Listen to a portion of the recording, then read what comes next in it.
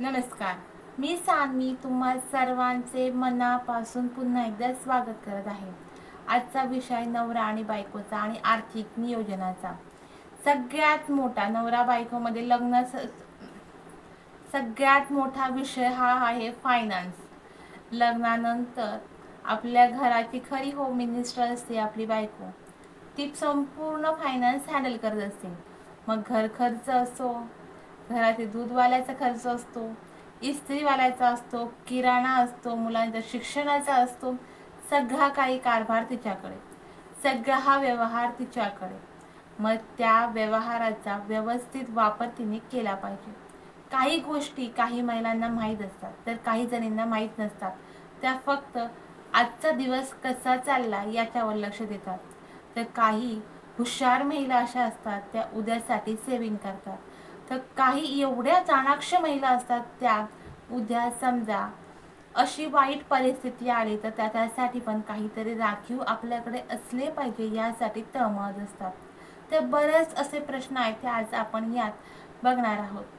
तर पुरुषांनी आपल्या महिलेला, आपल्या बायकोला काही आर्थिक नियोजन शिकवले पाहिजे. काही स्त्रिया ऑलरेडी शिकलेल्या असतात. अशा स्त्रिया शिकलेल्या आहेत, त्यांना बऱ्यापैकी आर्थिक नियोजनाचे ज्ञान आहे. पण कधी कधी काय होऊन जातं, लहान मुलं असतात घरी, सासू सासरे असतात घरात, त्यांच्या संसारात आपण स्त्रिया एवढ्या रमून जातो की आपण आपल्या भविष्याचा विचारच करत नाही. जेव्हा मुलं मोठी होतील, त्यांना जेव्हा पंख फुटतील तेव्हा ती हळूच उडून जातील. ते आपल्या संसाराकडे कल घेतील, तेव्हा मात्र आपण एकटे राहू. तेव्हा आपण आपला विचार करणं गरजेचं आहे.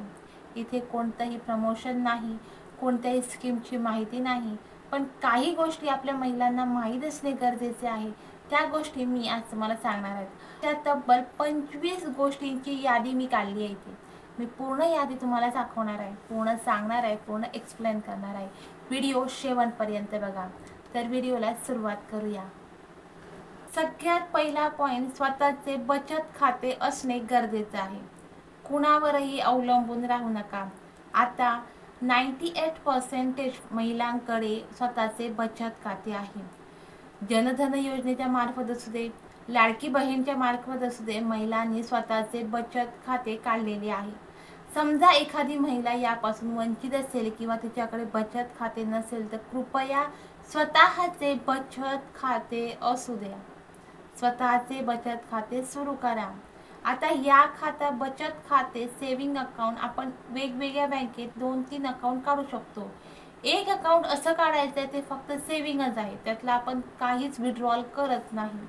एक खातं असं असू दे जो महिन्याचा घर खर्च असेल किंवा तुमचा पगार असेल तो येत असेल, त्यात नवरा तुम्हाला काही पैसे देत असेल, तुमची रूम एखादी रेंटवर लावलेली असेल त्यातून तुम्हाला इन्कम येत असेल आणि त्यातून तुम्ही वारंवार पैसे खर्च करताय, घर खर्चाला जीपे करताय, तर ते अकाउंट वेगळं असू द्या. बचत खाते प्रत्येकाला एक सेपरेट असावं. सेविंग अकाउंट सेविंग अकाउंटच असतं. आपण जेव्हा विड्रॉल पैसे करतो, आपण पैसे ठेवतो, आपण बरेच अशा सुविधांचा वापर करतो, पण 1-2 अकाउंट आपल्याकडे असले पाहिजेत.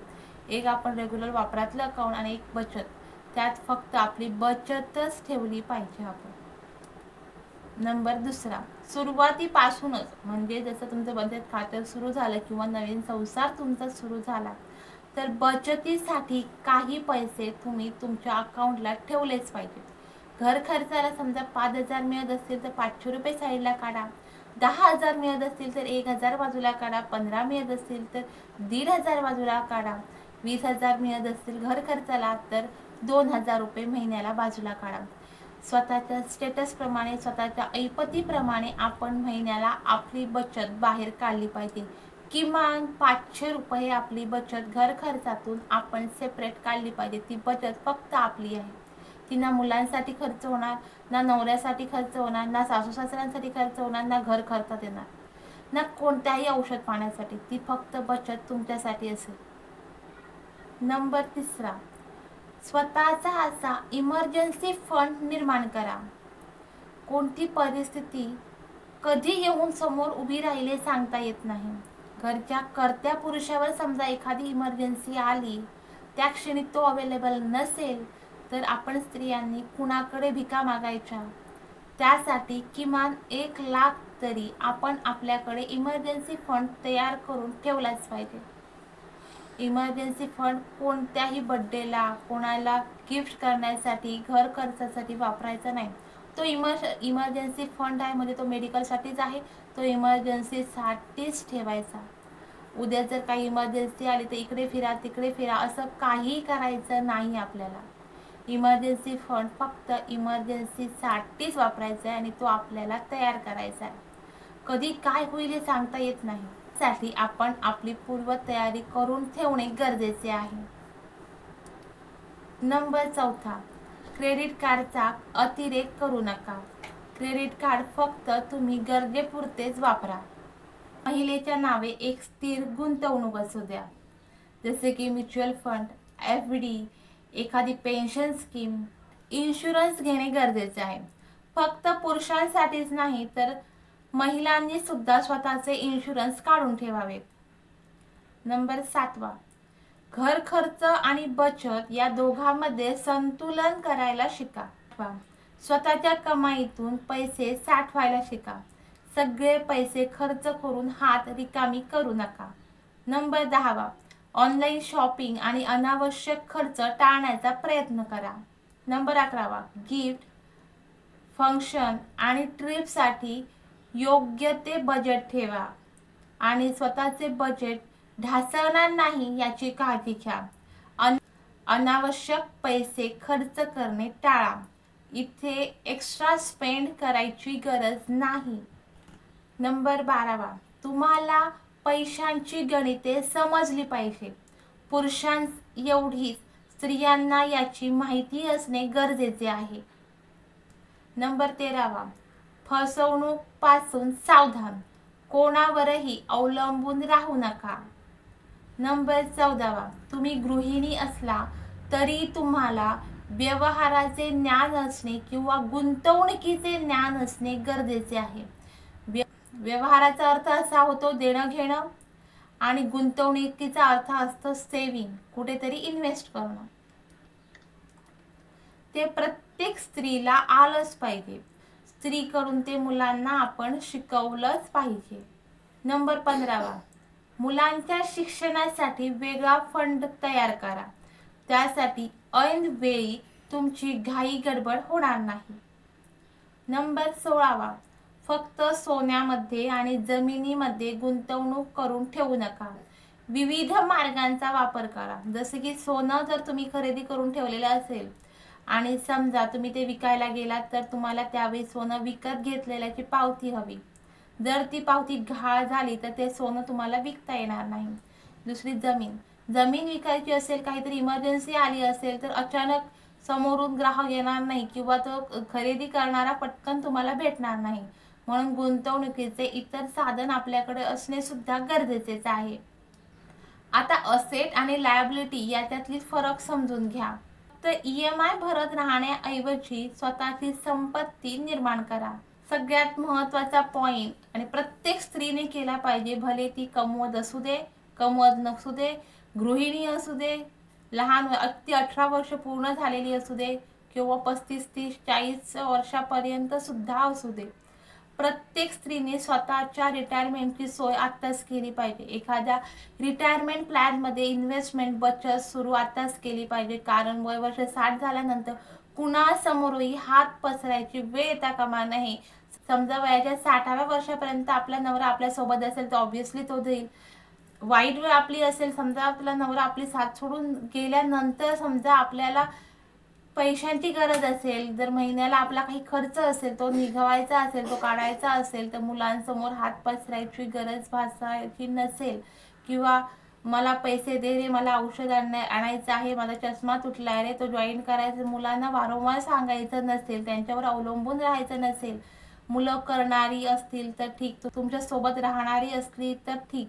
समजा उद्या लग्न झाली, मुलं सेटल झाली, समजा अशी परिस्थिती आली की तुम्ही एका ठिकाणी, मुलं दुसऱ्या ठिकाणी राहतायत, तर अशा वेळी प्रत्येक वेळी त्याला फोन करून तर सांगत नाही बाळा पैसे पाठव रे, बाळा पैसे संपलेत रे, बाळा हे झाले रे, बाळा ते झालेलं, प्रत्येक वेळी सांगत आपल्याला त्यावेळी कुठंतरी वाईट वाटणार ना त्यावेळीची. आताची आपल्या मनाची कंडिशन असे, हा माझा मुलगा मी सांगू शकते हक्काने हे ते, पण वयाच्या 60व्या वर्षी काय आहे माहिती आहे आपल्याला, काय माहित आपल्या मुलामध्ये काय बदल होणार आहे.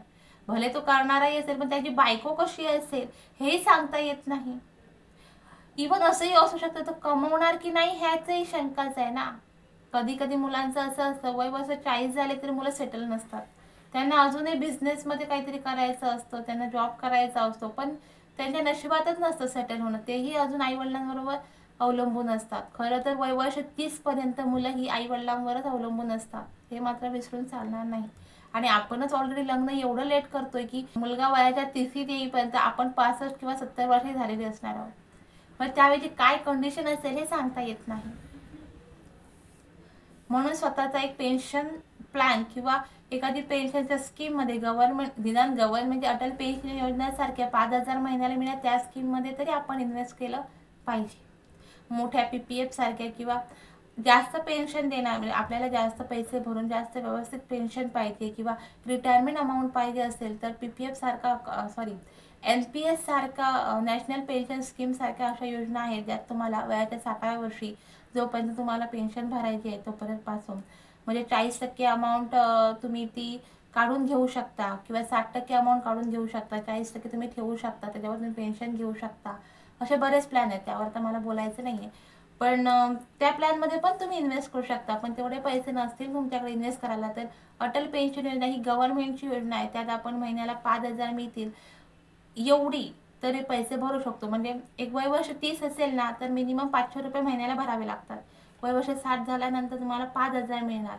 त्यानंतर जेव्हा तुम्हाला समजा काहीतरी होणार, समजा तुम्हाला काहीतरी झालं, इन केस 60 वर्ष झाली तुम्हाला पेन्शन सुरू झाली आणि काहीतरी झालं, तर त्यानंतर तुमचा जो कोणी नॉमिनी असेल ना त्याला 8 लाख मिळून जाणार आहेत. ते पैसे फुकट नाही जाणार आहेत. कशाला गव्हर्नमेंट चान्स सोडायचा, ते पण घ्या की करून. विषय थोडा भरकटतोय, पॉईंटवर येऊया. विषय थोडा भरकटतोय, आपण पॉईंटवर येऊया. स्वतःसाठी वेगळं असं बचत खातं असू द्या. बऱ्याच वेळी असं होतं की जॉईंट अकाउंट असतं आणि त्याच्यामुळे ते सगळं मिक्स असतं, ते चपाती भाजी मिक्स सगळं होऊन जातं. त्यापेक्षा एक स्वतंत्र असं बचत खातं असू द्या. ते सुरुवातीलाच मी सांगितलं, एक बचत खातं सेपरेट असू द्या, एक सेव्हिंग अकाउंट असं असू द्या तुमच्या घर खर्चासाठी व्यवहारासाठी असू दे, एक बचत खातं सेव्हिंग असं वेगळंच असू द्या. म्हणजे 2 बचत खाते आपण काढू शकतो. कुठच्याही बँकेत जर गेलात, एक स्टेट बँकेत काढू शकतो, एक दुसऱ्या कुठच्या पण बँकेत तुम्ही काढू शकता. भरपूर साऱ्या बँका प्रायव्हेट आहेत, गव्हर्नमेंट बँक आहेत, कोणत्या पण बँकेत तुम्ही काढू शकता. जो पहिल्याला फर्स्ट पॉईंट जो मी एक्सप्लेन केलाय ना तोच पॉईंट आहे. आता नंबर 20 सगळ्यात महत्त्वाचा. समजा तुम्हाला मुलगी असेल ना, तिच्यासाठी वेगळा फंड बाजूला काढा, तिच्या शिक्षणासाठी आणि सगळ्यात महत्त्वाचं म्हणजे तिच्या भविष्यासाठी. आपण जेव्हा मुलींची लग्न करून देतो ना, आपण तिला शिक्षण देतो, हे तर आपलं कर्तव्यच आहे. पण आपण जेव्हा मुलीचं लग्न करून देतो ना तेव्हा आपण तिला नको तो सामान देतो, तिला घर खर्चाला. म्हणजे घरात जे लागणारे सामान, सोफा त्याला म्हणू नको, त्याला कबड म्हणू नको, बेड म्हणू नको, असं सामान आपण देत असतो किंवा दागिन्याने मडवून तिला पाठवत असतो. तर माझं पर्सनली असं मत आहे, तिला दागिन्याने मडवून पाठवण्यापेक्षा किंवा लग्नासाठी 2-3 लाख रुपये 4 लाख रुपये कर्ज घेऊन ते कर्ज करून ते मुलीच्या लग्नासाठी विनाकारणचा व्यर्थ खर्च करून तिला लग्न करून देण्यापेक्षा ना त्या मुलीसाठी एक स्वतःचा हक्काचा फ्लॅट जर तुम्ही दिला तर बरा. उद्या जेव्हा नवरा सांगेल ना चल निघ, त्यावेळी तिची हिंमत असली पाहिजे की मला माहेरी जायचं नाही, माझ्या वडिलांनी मला स्वतःसाठी एक फ्लॅट दिलाय त्यात मी जाऊन राहणार. कारण आजपर्यंत कितीतरी म्हणजे मी सांगू 98% किंवा 99% जरी मला नवरा बायकोत भांडण झालं की नवरा सांगतो तू जा. भले त्याला बायको हवी असते, भले त्यांच्यात प्रेम असतं, सकाळी उठून त्यांचं सगळं नॉर्मल होतं, पण भांडणात तो म्हणून जातो की जा तुझा आत्ता जा. आपण भांडणात बोलतोच ना, असं होतं, बऱ्याच भांडणात होतं. सगळ्या लोकांच्या भांडणामध्ये होतच असतं. सगळ्या नवरा बायको सर्व नवरा बायकोमध्ये हे असतं वाक्य ती बाई तू निघून जा. तर मुलीला दागिने देण्यापेक्षा किंवा तिच्यासाठी लग्नात भरपूर खर्च करण्यापेक्षा, विनाकारणाच्या वस्तू गिफ्ट देण्यापेक्षा तिच्यासाठी एखादा फ्लॅट, जर आईवडिलांची ऐपत असेल तर एखादा फ्लॅट तिला गिफ्ट, 1 RK का असेल ना, तिचं स्वतःचं हक्काचं घर तिला दिलं तर कधीही चांगलं. खूप महत्त्वाचा पॉईंट आहे. पण दुर्दैवानं मला मुलगी नाहीये. जर मला मुलगी असती तर नक्की मी या गोष्टीचा म्हणजे खरंच मला जर मुलगी असती ना तर मी खरंच हा जे मी बोलून दाखवलं ना ते मी करून दाखवलं असतं. माझ्या मुलीच्या लग्नात मी तिला नक्कीच एका छोटंसं घर देण्याचा 110% प्रयत्न केला असता. आता बचत करण्यासाठी तुम्ही दर महिन्याचा खर्च वहीत लिहून ठेवायचा. म्हणजे तुम्हाला कळेल की मागच्या महिन्यात किती खर्च झाला, ह्या महिन्यात किती खर्च झाला, आणि दोघा महिन्यामध्ये तुम्हाला तुलना करता येईल की मागच्या महिन्यात मी कुठचा अनावश्यक खर्च केला आणि ह्या महिन्यात मी कोणता अनावश्यक खर्च केलाय. मग तो खर्च आपण टाळू शकतो. एखादं कर्ज घेण्यापूर्वी बऱ्याच वेळा विचार करा, बऱ्याचदा कशाला 100 वेळा विचार करा. जर तुम्ही एखादं कर्ज घेतलं, EMI लावला, तर तुमचं आर्थिक स्वातंत्र्य जे आहे ना ते कोण म्हणतं, मिळतच नाही आर्थिक स्वातंत्र्य. कारण पहिलं असतं 20-25 हजाराचा EMI पहिलं जाणार. महिन्याचा पगार 50 असेल, 25-30 हजार रुपये जर EMI गेलं तर आर्थिक स्वातंत्र्य राहिलं काय? भले 15,000 EMI मध्ये गेले तर राहिलेले 35,000मध्ये तुम्हाला मुलाचं शिक्षण करायचं आहे, घर खर्च चालवायचा आहे, सेव्हिंग करायचे आहे, आणि बारकीचे छोटे मोठे EMI असणारच. मोबाईलचा EMI, घराचा TVचा EMI, ACचा EMI, ते तर चालूच आहे. आणि बाकीचं आहेच की आज हे तुटलंय ते फुटलंय, संसार म्हटलं की हे आलं. सगळ्यात मोठा पॉईंट, याचा विचार पुरुषांनी आणि महिलांनी दोघांनी करावा. तर सगळ्यात मोठा पॉईंट आहे, तुमचं आर्थिक उत्पन्न कितीही असू दे, तुमची कमाई कितीही असू दे, जर तुमचं नियोजन नसेल, तुमची बचत नसेल, तुमचं सेव्हिंग नसेल, कुठेतरी गुंतवणूक नसेल, तर तुमचं व्यावहारिक ज्ञान शून्य. तुम्हाला एवढा पगार असून सुद्धा त्याचं मूल्य शून्यच. आता हे कसं, त्याचा तुम्ही विचार करा. तुम्ही किती कमवताय, तुम्ही किती सेव्हिंग करताय, किती खर्च करताय आणि कुठे गुंतवणूक करताय. ते गुंतवणूक करताना याचा विचार करा, तुम्हाला रिटर्न्स किती भेटणार आहेत. समजा तुम्ही FD कडे जाल, RD कडे जाल तर तुम्हाला फिक्स रिटर्न आहे. समजा तुम्ही म्युच्युअल फंडकडे गेलात, SIP केलात, तर जे काही रिटर्न्स आहेत ते वर खाली रिटर्न्स आहेत. तुम्हाला 12% रिटर्न पण भेटू शकतो, 2% पण मिळू शकतो, ते काही आपण सांगू शकत नाही. पण SIP म्युच्युअल फंडकडे समजा तुम्ही गेला आणि 15 वर्षाचा कालावधीचा तुम्ही वेट केला तर 20 ते 25% पर्यंत रिटर्न मिळतो. पण 12% तर कन्फर्म आहे मिळतो, पण 20-25% रिटर्न हा मिळतो. 15 वर्षासाठी थांबला तर तुम्ही जर म्हणाल मी आत्ता टाकलेत 5 वर्षात काढतो, तर मुश्किल आहे. 5-6% रिटर्न मिळणं पण मुश्किल आहे. हे मात्र खरं, ते मायनसमध्ये पण असू शकतं. सगळ्यात मोठ्या गुंतवणुकीचा विचार करायचा म्हणजे तर शेअर मार्केटमध्ये. शेअर मार्केटमध्ये तुम्ही समजा 2020 मध्ये शेअर टाकला, 2025 मध्ये तो कदाचित डबल झालेला असेल, कदाचित 5 पटीने वाढला असेल. पण एखादा 2020 मध्ये केलेली गुंतवणूक शेअर मार्केटमधली 2025 मध्ये त्याची किंमत निम्मी पण झाली असेल किंवा तो शेअर झिरोवर पण आलेला असेल. त्यामुळे शेअर मार्केटमध्ये इन्व्हेस्टमेंट करताना त्या पूर्ण शेअरची माहिती काढून घ्यायची, बॅकग्राऊंड चेक करायचा आणि नंतरच इन्व्हेस्ट करायचं, कोणाचा तरी सल्ला घेऊन. सल्ला म्हणजे असं नाही उठसू रे बाबा मला सांग रे शेअर मार्केट, असं नाही. ज्याला परिपूर्ण ज्ञान आहे, जो परिपक्व त्यातलं शिकलेला आहे, अशाच व्यक्तीकडून. तर फक्त सल्ला घ्यायचा, त्या सांगण्यावरून इन्व्हेस्ट करायचं नाहीये. फक्त सल्ला घ्यायचा, आपण स्वतः सर्च करायचं आहे, स्वतः त्या शेअरबद्दल माहिती घ्यायची आहे, नंतरच त्यात इन्व्हेस्ट करायचं आहे. हे लक्षात असू द्या. सगळ्यात रिस्क शेअर मार्केटमध्ये असते, पण सगळ्यात जास्त प्रॉफिट सुद्धा शेअर मार्केटच देतो. आता सगळ्यात शेवटचा 25वा पॉईंट म्हणजे संपत्तीची नोंदी ठेवा. आता तुम्ही कुठे कुठे इन्व्हेस्टमेंट केली आहे ना, हे एक डायरी अशी घ्या. त्यात तुम्ही सेव्हिंगमध्ये काय ठेवता, तुम्ही FDत काय ठेवलंय, तुम्ही RDत किती ठेवले, त्याची मॅच्युरिटी कधी आहे, तुम्ही PF अकाउंट काढले तर त्याचं काय आहे, तुम्ही NPS काढले त्याचं बाबा काय आहे, ते कधीपर्यंत तुम्हाला मिळणार आहे, तुम्ही किती महिन्याला भरता, किंवा APY असेल किंवा एखादी इन्शुरन्स असेल, एखादी LIC असेल, टर्म इन्शुरन्स असेल, ते सगळे डिटेल एका डायरीत लिहून ठेवा.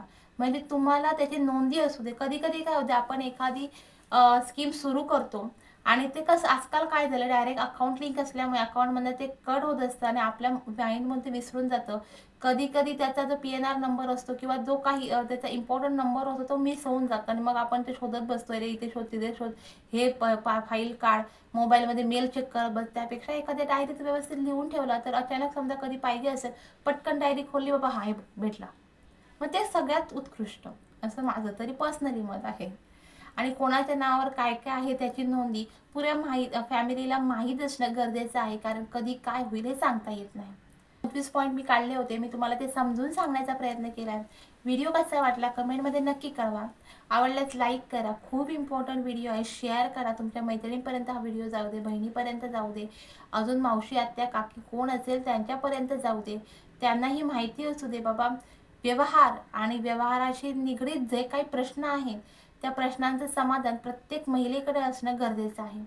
व्हिडिओ कसा वाटला नक्की सांगा. पुन्हा भेटू अशाच एका नवीन व्हिडिओसोबत. तोपर्यंत हसा आणि हसत राहा. नमस्कार.